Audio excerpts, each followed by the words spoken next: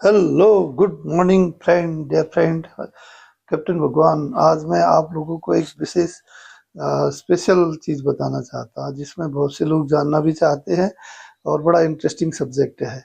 जैसे मैं भी एक आर्मी बैकग्राउंड से हूँ, तो लोग अक्सर पूछते हैं कि भाई हमें आर्मी में जाना है या हमारे बच्चों को आर्मी में भेजना है, तो कैसे भेजें। और उनको हम चाहते हैं कि हमारे बच्चे आर्मी ऑफिसर बने, तो क्या करना होगा, साथ ही उनमें क्या क्वालिटीज होनी चाहिए। सबसे पहले तो मैं बताता हूँ कि भाई हमें खुद को पता होना चाहिए हमारे अंदर क्या क्वालिटी है और क्या क्वालिटी डेवलप हमें करनी है। ऐसे अगर हमारे बच्चों को भी हमने भेजना है, तो उनमें क्या क्वालिटी होनी चाहिए, क्या क्वालिटी उन पर डेवलप की जाए, इसके बारे में आपको जानकारी होनी चाहिए। इसलिए मैं बताता हूँ जल्दी जल्दी, क्योंकि आप लोगों का कीमती बड़ा समय रहता है, तो लंबा टाइम ना हो। इसलिए सबसे पहले जो है army officer like quality, army अफसर बनने के लिए क्या क्या क्वालिटी होनी चाहिए, है ना। सबसे पहले तो है फिजिकली मेंटली फिट होना चाहिए आदमी को। सबसे पहले आर्मी के लिए क्या बोलते हैं, तगड़ा रहो, तगड़ा, है ना। फिजिकली एकदम मजबूत होना चाहिए आदमी, शारीरिक तौर पर कमजोर नहीं होना चाहिए, और मानसिक तौर पर भी जो है वो दुरुस्त रहना चाहिए, अच्छा मेंटली हेल्दी रहना चाहिए।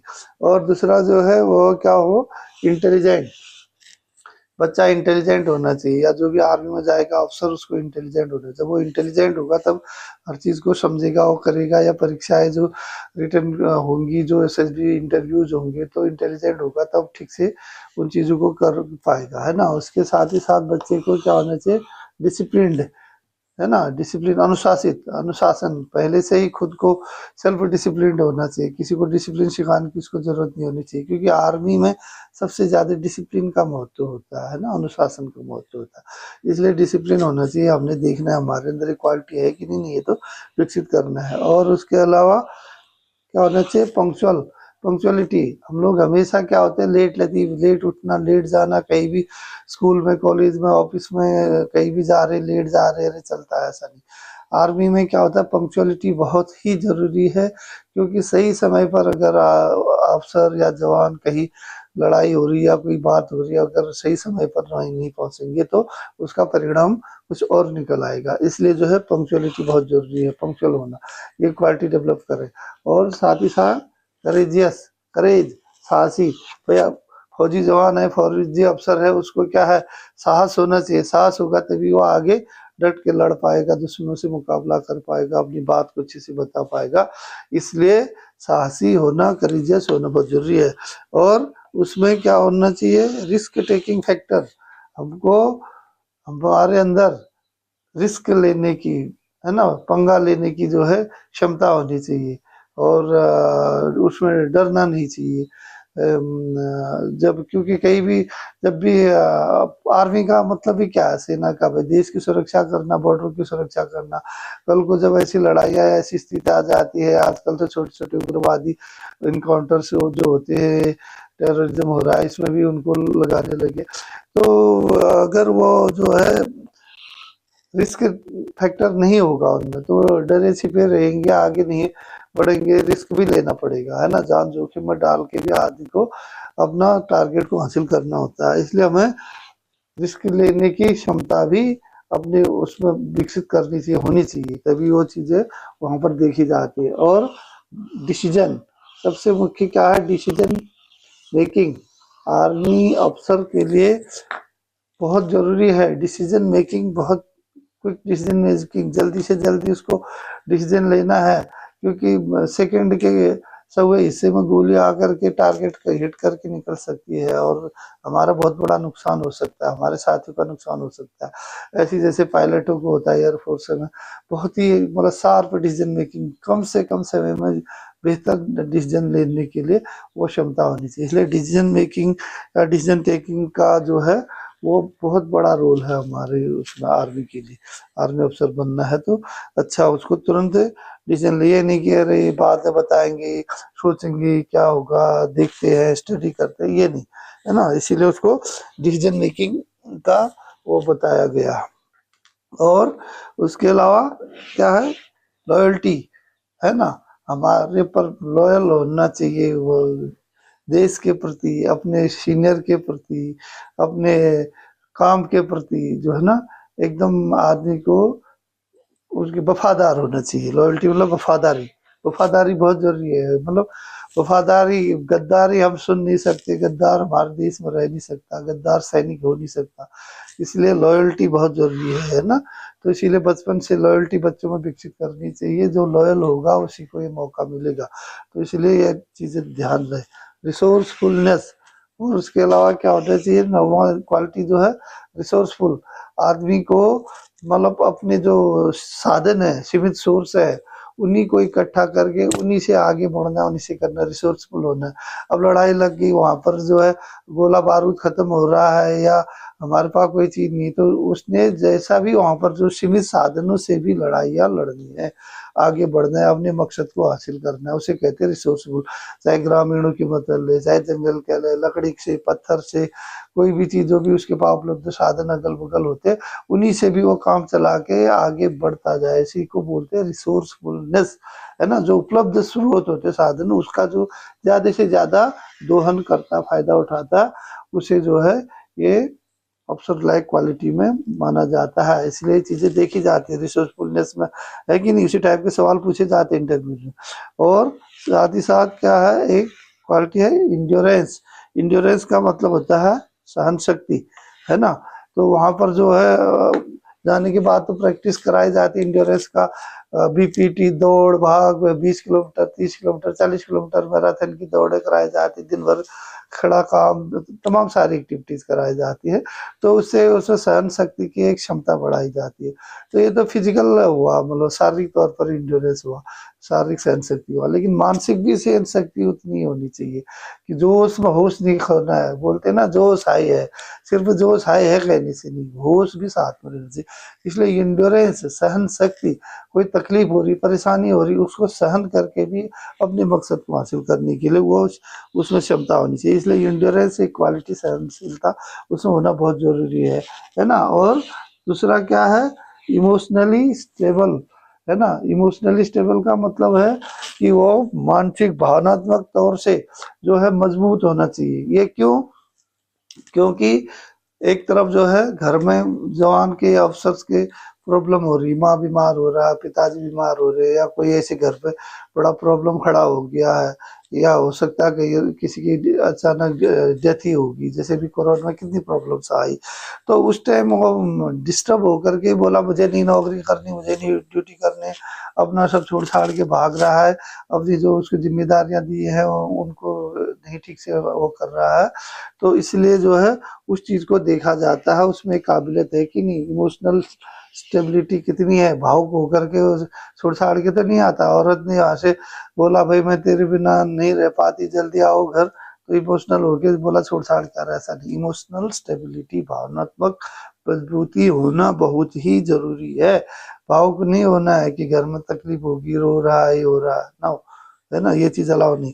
और रिस्पॉन्सिबल, जवाबदार, रिस्पॉन्सिबिलिटी लेने वाला होना चाहिए, जवाबदारी। अगर उसको कोई काम दिया जाता है तो उसको पूरा करे, और वो किसी भी हद तक जा करके अपनी जवाबदारी को के प्रति जवाब दे और करे, रिस्पॉन्सिबल उस गोल को पूरा करे, अपनी जवाबदारी ले अपने कंधों पर। अगर उसको कोई टास्क दिया जाता है, अफसर बन रहा है, अफसर बनने की बात कर रहा है, भाई उसके साथ चार जवान दे करके बोला जाओ वहाँ फलाने को ऐसा करके आओ, दुश्मन को घेर के आओ, मार के आओ, कवर करो, ये चीजें करो, तो जवाबदारी से लेनी है। यस आई विल डू, है ना। तब अपने रिसोर्सेज को अपने साथ लेकर के अपने इंटेलेक्चुअल से जा करके टारगेट हासिल करेगा। इसलिए जो है रिस्पॉन्सिबिलिटी लेने वाला होना चाहिए, जवाबदारी लेने वाला।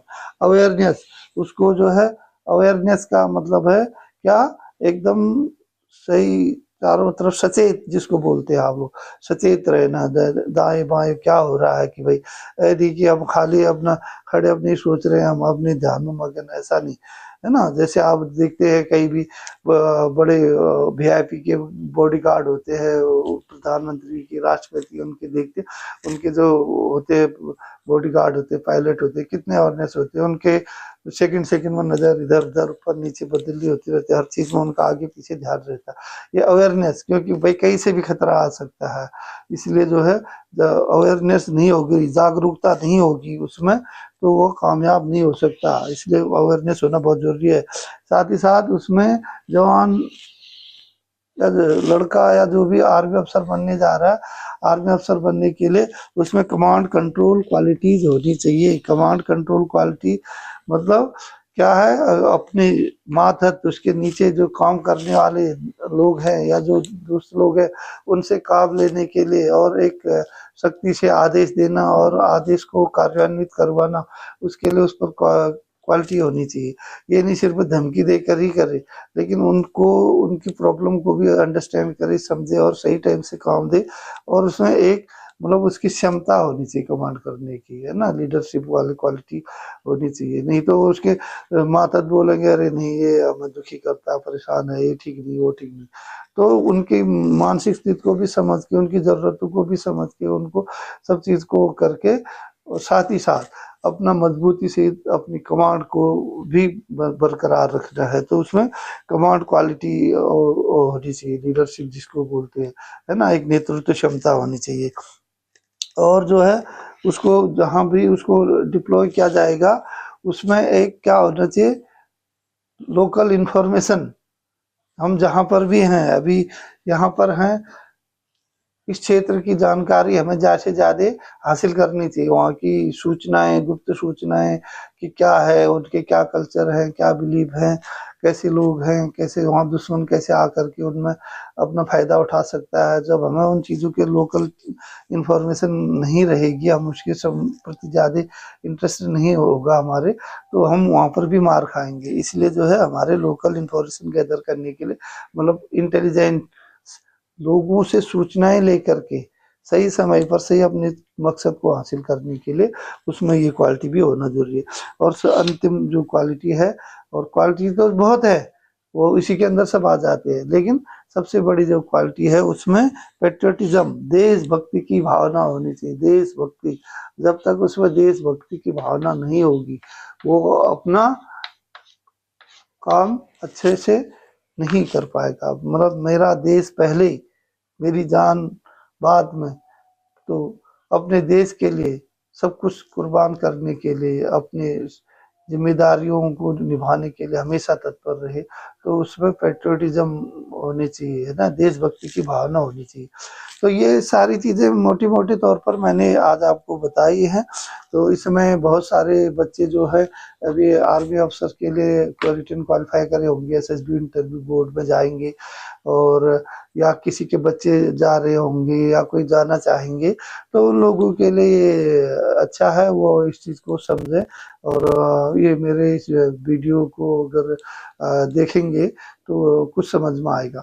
तो ये क्वालिटीज विकसित करनी है, फिजिकली मेंटली मजबूत होना है ना, इंटेलिजेंट होना है, डिसिप्लिन होना है, पंक्चुअल होना है, करेजियस हो, रिस्क टेकिंग फैक्टर हो, डिसीजन मेकिंग हो समय से, लॉयल हो, लॉयल्टी होनी चाहिए, रिसोर्सफुलनेस हो, इंड्योरेंस हो, सहन शक्ति हो, है ना, इमोशनली स्टेबल हो, भावनात्मक तौर से मजबूत हो, है ना, रिस्पॉन्सिबिलिटी, जवाबदारी अपने कंधों में ले, और अवेयरनेस, जागरूकता उसमें रहनी चाहिए अपने सराउंडिंग की। कमांड कंट्रोल क्वालिटी उसके अंदर होनी चाहिए, और नॉलेज होना चाहिए, दिमाग में उसके ऊपर हर चीज का नॉलेज से रखना चाहिए, सराउंडिंग का, अगल बगल का, अड़ोस पड़ोस का जानकारियां सही गैदरिंग करनी चाहिए, और देशभक्ति की भावनाएं होनी चाहिए। तो इसीलिए मैं उम्मीद करता हूँ आप लोगों में ज्यादा से ज्यादा देशभक्ति की भावनाएं हो, और देश की सेवा करने के लिए आप जाए, आगे बढ़े। बहुत अच्छा करियर है आर्मी में, बहुत अच्छा वहाँ पर एक लीडरशिप विकसित होती है, और फिजिकली तो हमेशा मजबूत रहता है, मेंटली भी उसमें बहुत मजबूती आती है। बाद रिटायर होने के बाद भी अच्छे उसको पे अलाउंसेज अच्छे मिलते हैं। आजकल गवर्नमेंट नौकरी में भी उनके पे पर के जो है बहुत अच्छे हो गए हैं, सुविधाएं बहुत सारी होगी, पहले उतनी ज्यादा नहीं थी, आज हर एक चीज की होगी, सुविधाएं भी मिल रही है।